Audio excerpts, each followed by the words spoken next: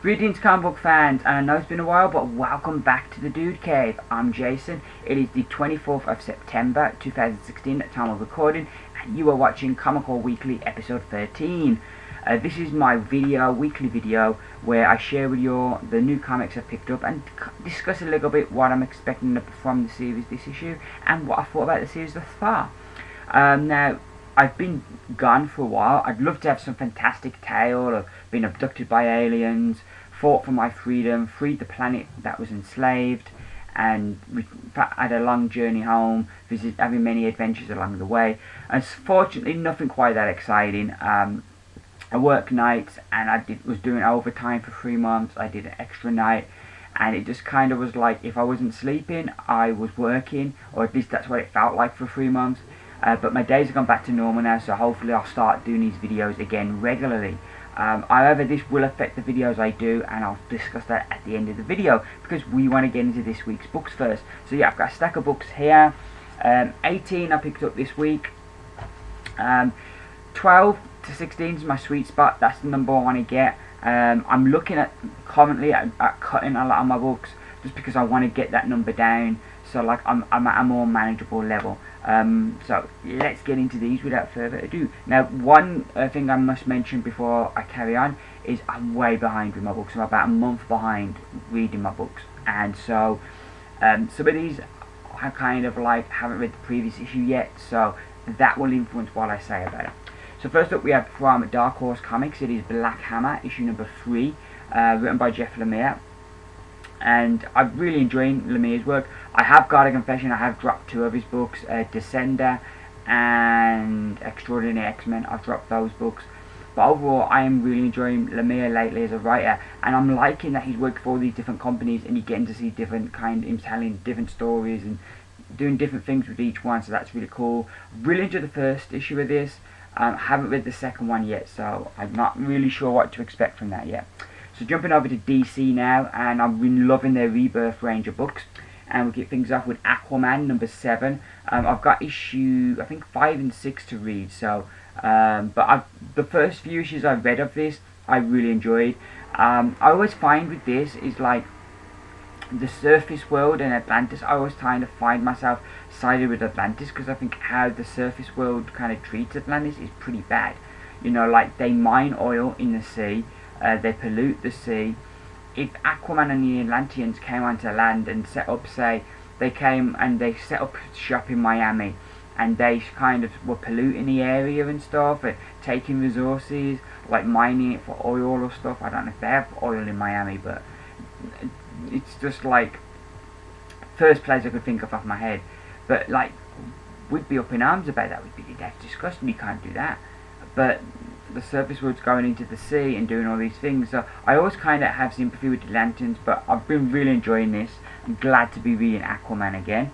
We then have Batman number 7. Again, I've got, I think, just 1 issue of this to catch up with. But this kicks off a brand new story arc. It is Night of the Monster Men Part 1, so that should be interesting. Riley Rosmo does art here, and it's co-written by Steve Orlando and Tom King, so that should be interesting. I'm quite excited to get into that one. We've got Green Arrow issue number 7, which I've read this and I really enjoyed it. It's part 2 of the Sins of the Mother story. We were kind of finding out a little bit more about what's happened to Amiko over the last year, and kind of when she decided she wasn't going to betray Ollie. So I really enjoyed this personally, and I've really been loving what you would have think Ben Percy was the same guy who wrote, because I've really been loving this. The art in here was good also. A different kind of style of art, I felt. But yeah, I really enjoyed it. We have the Clock King in here, or I think it's a reimagined version. But yeah, I really enjoyed this. I thought, yeah, top marks for that one. I'm so pleased that like one of my favourite characters has got a good book again. Then we have Green Lanterns issue number 7. I've got the last issue that came out last week, didn't it? Issue 6. So I've got to read that to catch up with that. But I'm enjoying that so far. I think Simon Baz and Jessica Cruz have gone well together. We've got Nightwing in number 5, and this is Night of the Monster Men Part 2. I think I've got one issue of this to read, but I've been enjoying Nightwing. Previously to the New 52, the only Dick Grayson I'd read was his run as Batman, which I really enjoyed. So I didn't get on board the Nightwing series at the beginning of the New 52, but then when it became Grayson, I read all of that run and I really enjoyed the character. So I've been enjoying this one so far, and it's great to see him back as Nightwing, even though the story does feel a bit similar because he's got to infiltrate the group and kind of stuff to what happened in Grayson, but I'm still enjoying it because I just really like Dick Grayson. We've got Superman issue number 7, which I'm looking forward to that one. I think I've got 2 or 1 issue of this to catch up on. So we then have Trinity number 1, which I've read this and I bloody loved it. Francis Manapul writes and draws this, and he just has a fantastic eye for the way he draws. You know, the art throughout this book is beautiful. The story as well, I really enjoyed. As like basically Batman and Wonder Woman go around to have dinner with Superman, because Lois, you know, now that he's come out as Superman, she recognizes he needs friends to help watch his back. He can't do it all. So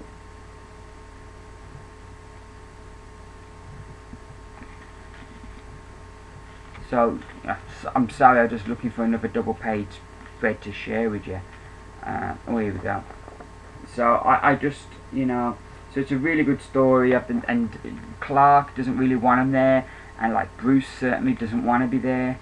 So and kind of I like some of the dialogue kind of plays into what's happening in other books there, particularly Wonder Woman. So yeah, I just really enjoyed this. I loved it. And I love that like they didn't just go straight away, oh, they're friends now. Batman's got that distrust to Superman, and he talks about the bond he had with Superman and the things they had in common. And so I'm really interested to see these relationships build, and this was a fantastic first issue. Really enjoyed it. Art was just gorgeous. So yeah, definitely keep getting that. I'm looking forward to that. That was one of my anticipated books of the week, and it didn't disappoint. We then got Revolution issue number 1 from IDW. I've not read this yet. Basically what they're doing is they have all these properties from like basically from the 80s, I think. You've got like Mask, Transformers, ROM, G.I. Joe, and what they're going to do is they're going to bring all of those together, and instead of having the books be all separate worlds, it's going to be one world where all of these different characters are in. So they're going to merge everything. So I'm really excited to see how they're going to do that, and kind of what impact that is going to have going forward with the books for the future. You know, because for example, if they're going to do a story based on Earth with the Transformers, is that going to change the dynamic of what's happening there, because other people are going to show up? So yeah, I'm intrigued with what they're going to... I'm a bit nervous because I don't want it to spoil my Transformer books, which I'm enjoying. But then at the same time, I'm also looking forward to it slightly, because it should be interesting how they're going to bring it all together. So then we have Transformers Till All Are One, issue number 4. I've got issue 3 to read, but I've really been enjoying this book. It's set in Cybertron. Starscream's in charge now, but he's been killing off Decepticons for some mysterious reason.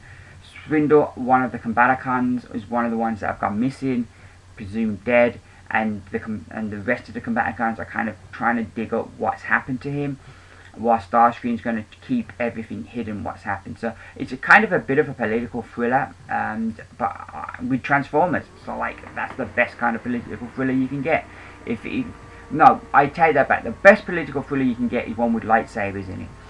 But if you haven't got lightsabers, I think Transformers is the next best thing. But yeah, I'm enjoying this a lot. This book, it's been good. So I'm glad I jumped on board. We then have from Image 7 to Eternity, issue number 1. One of my most anticipated books this week. This will be the next one I read. I really look forward to this. Jerome Pena, I really enjoyed the books he did with Hickman for Avengers, and enjoyed his art there. So to see him and Remender team up should be great, and I'm really looking forward to see what they've got in store for us, because I'm going into that book with absolutely no idea what it's about. I just picked it up because of the creative team. So that's always an interesting journey when you go into something knowing nothing. We then have All New Wolverine, issue number 12.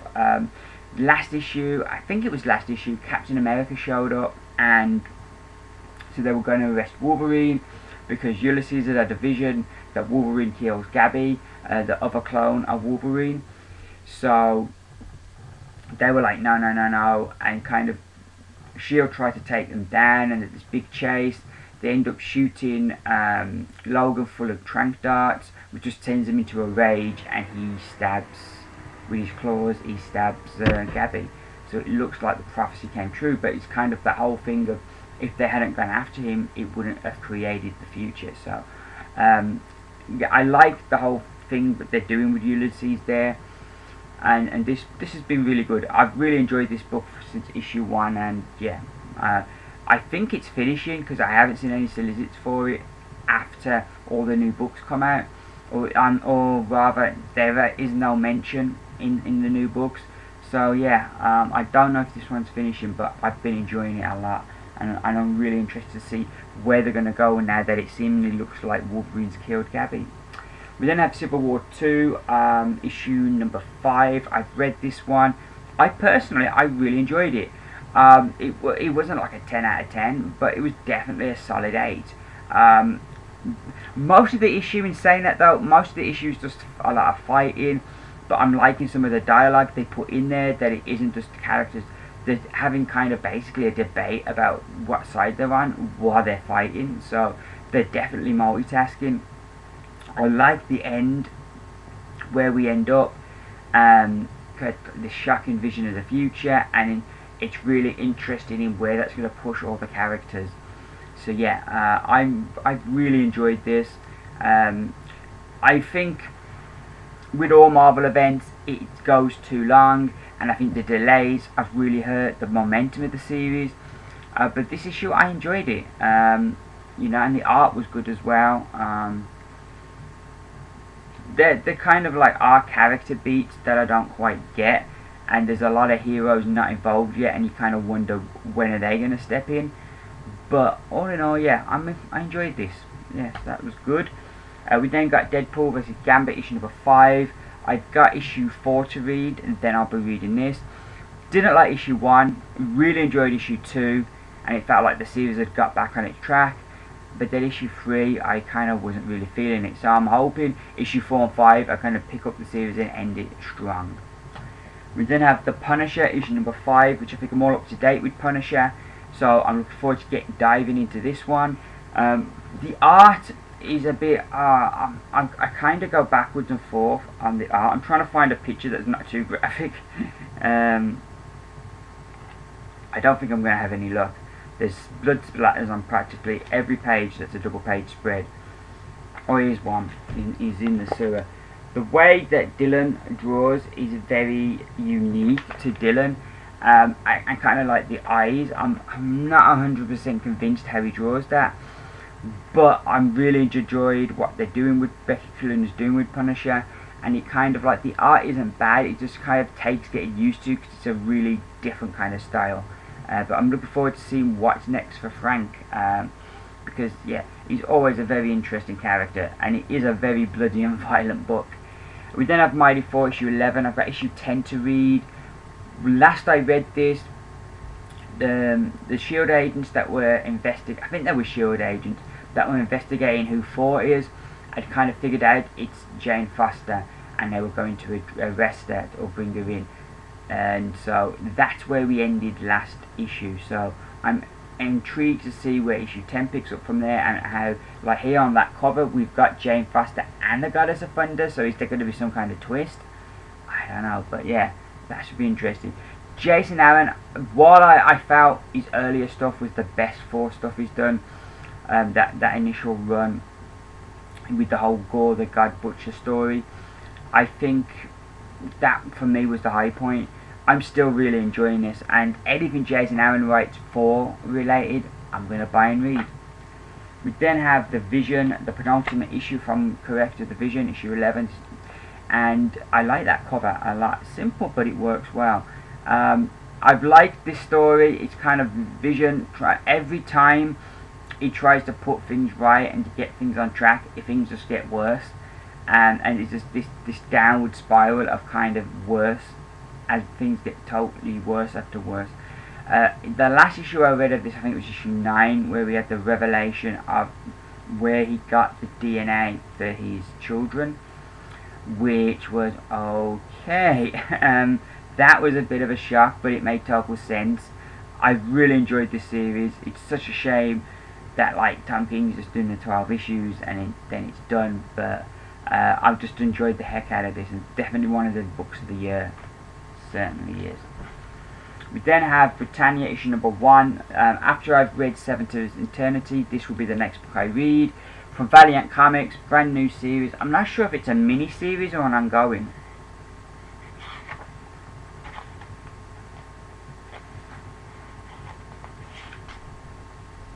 Oh, it doesn't say.